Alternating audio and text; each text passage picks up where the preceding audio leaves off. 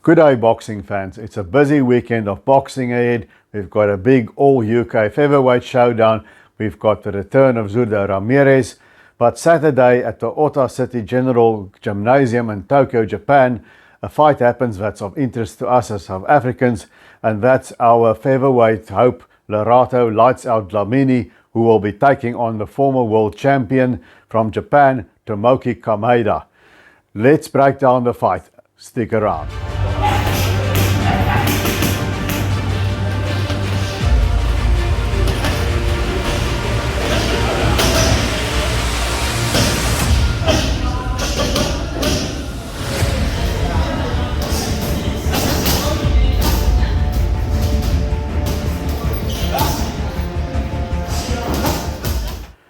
Lerato Dlamini gets another crack at the big time on the international stage after he dropped a close decision in the UK to James Jazza Dickens, for a vacant IBO belt.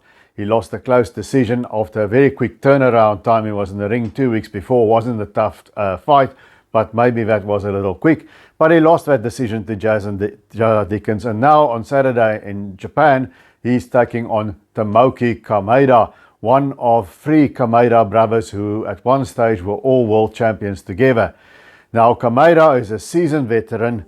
He's got a record of 40 wins, 3 losses and 22 knockouts in those 40 wins, and he's a former WBO bantamweight champion of the world. He took that title from Paulus Ambunda, from our neighbor up southwest, Namibia. Made 3 title defenses. Then he dropped 2 very close decisions to Jamie McDonald for the WBA version of a title. Moved up to junior featherweight, where he came short in a decision against Ray Vargas, and then he's on a winning streak since he's moved to the featherweight division. Now I see he's had 4 wins since losing to Vargas, and he stopped a fighter named Luis Castillo in his last fight, a sort of a seasoned veteran, not a world beater, but a guy who's never been stopped before. So is Lerato Dlamini jumping out of a frying pan from the Dickens fight, one fight in between, and into the fire against Tomoki Kameda? Well, as South African fighters always are traveling abroad, we know that they are up against it. So he will be an underdog, and it will be a hard opponent for him to defeat. Now, if we look at Tomoki Kameda, a very solid sort of fighter. He's got a very good jab, but he throws sort of like an up jab from the hip. And he's got good hand speed. Offensively, he's good. He's very accurate with his punches. He's got a very hard overhand right, and he likes to double with his left hook. He's very good in close, and he's very good at the medium range. Maybe not so much from a distance. If we look how Jamie McDonald and Ray Vargas beat him, they more or less outworked him, because Kameda has got a very steady pace. He's not a busy hustle and bustle fighter. So that is the one weakness with Tomoki Kameda. He doesn't have a very high work rate. You know, his work rate drops away because he pinpoints and he looks for those accurate shots. The other thing with Tomoki Kameda, I might say, he can move his head, but usually he's stationary. You know, he doesn't move his head. He keeps his gloves up, but he'll take a few shots to land his shots, and he has had a good chin. He's never been stopped. So I can't see Lerato Dlamini stopping Tomoki Kameda. But if we look at Kameda, it's 43 fights as opposed to Lerato, who's got 19 wins and 2 losses. That's 21 fights. So it could be, one big thing in boxing is always timing, when you fight a guy. And could it be that perhaps Lerato Dlamini has got less miles on the clock, and he's just catching Tomoki Kameda at the right time? Maybe Kameda overlooks him. He has been known to have erratic form. Now for Kameda, what he needs to do is what he always does. He comes forward, he imposes his strength. He's a taller guy, he's taller than Dlamini. I assume his reach is going to be longer as well. So Kameda, I think it's quite obvious what he will do. He'll march forward and he'll put Dlamini under pressure, make him uncomfortable. Now, as we saw in the Jazza Dickens fight, Lerato Dickens is a different kind of pressure. He's got a swarming pressure. He's got a much higher work rate. And Dickens put Lerato Dlamini under that pressure, and he looked uncomfortable. You know, he was on the canvas several times, not from knockdowns, but from, you know, being pushed to the canvas and being roughed up. And I think Kameda will probably look at that tape and attempt sort of the same thing. Now, that is the thing here with Lerato. Will he be able to have a strength to keep Kameda honest, as I say, to keep him off him? Because I don't think Lerato Dlamini can win this fight on a knockout. I think Tomoki Kameda is too tough, too strong for that. His chin is too good. But if you look at Lerato Dlamini, you can never count him out. He's got some good wins. In his career, he beat Sinatamba Bum when he was a prospect. He wasn't favoured to win that fight. He beat unbeaten prospect Dave Penalosa there in the UAE. Big win for him. He also has a win over former WBA world champion Simpiwe Fecheka. So Lerato Dlamini can compete at the world class. He is world class.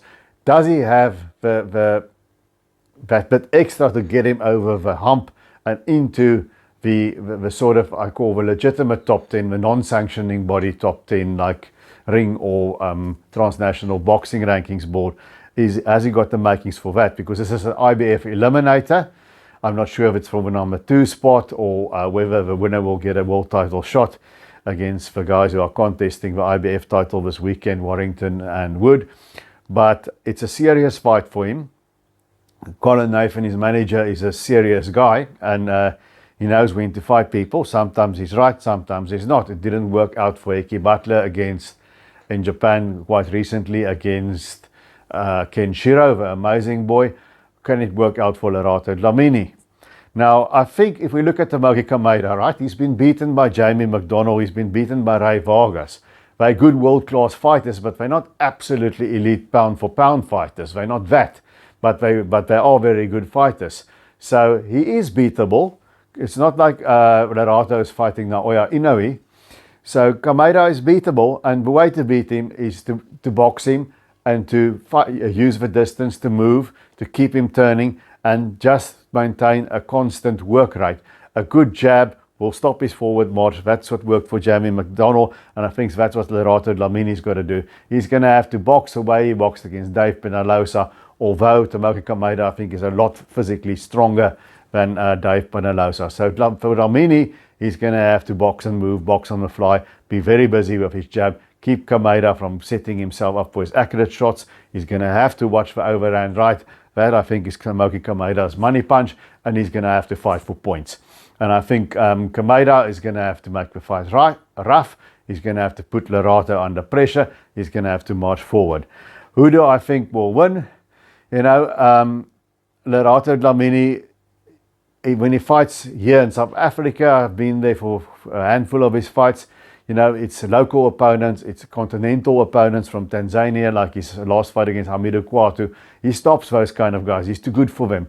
And then he has to take this big leap internationally. Now, if I look at the Jazza Dickens fight, Dickens is a good fighter, but he's also not an elite fighter. He's not a world beater. He was doing well in his last fight after the Dlamini fight, and then he got knocked out cold by an Argentinian fighter with one shot. So Dickens has lost since.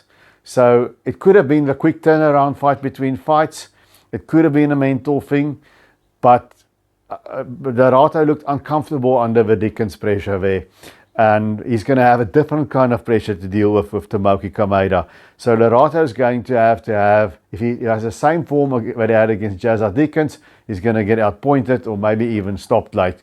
So that's not going to be good for him. He's going to need to have that kind of form that he had in the Vecheka fight, that he had in the Dave Penalosa fight, but also a bit tighter. You know, his balance seemed a little bit off in the Jazza Dickens fight, and sometimes he overcommits on his shots and he throws himself off balance and he goes over his center of gravity. He lurches to the front, and a guy like Tomoki Kameda is accurate. If he makes that kind of mistake, he's going to nail Dlamini and he's going to put him down. So Dlamini is going to have to tighten things up, give his absolute best performance to win this fight on points. And I think he can do it.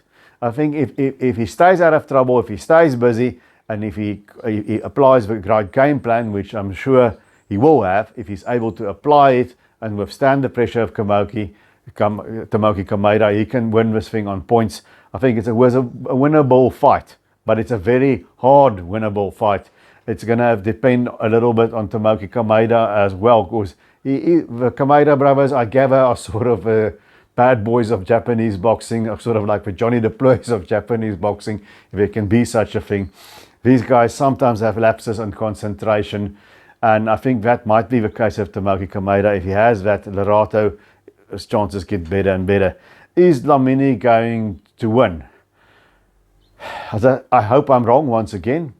I want him to win. We really need a big win for South African boxing there in Japan. But I think Tomoki Kameda is going to be a bit too strong for him. Kameda, I think, is still a bit fresher than Jazza Dickens. He's got quicker hands. He's accurate. When Lerato gets flustered, he's going to exploit those mistakes. So my pick for this fight is that Tomoki Kameda will win a unanimous decision over Lerato Dlamini. That's my pick. I won't be absolutely shocked if Lerato Dlamini pulls it off. I'll be very pleasantly, mildly surprised. And we wish him all the best, you know. He's a great guy, very humble, hard-working guy outside of the ring. He's always in the gym. He's got the attitude and the fortitude of a world champion, does Lerato Dlamini have. So let's hope it works out for him. But I'm going to have to go with a chalk, and I'm going with Tomoki Kameda by decision. Guys, if you've watched this far, please punch that thumbs up button. It helps the YouTube algorithm, and share among your boxing networks. I greatly appreciate that. And then also I like chatting with you in the comment sections. Thanks, Dilo Chetty. You're always there commenting. Tell me, who do you have winning, Tomoki Kameda or Lerato Dlamini, and why do you say so? And then we can continue the discussion.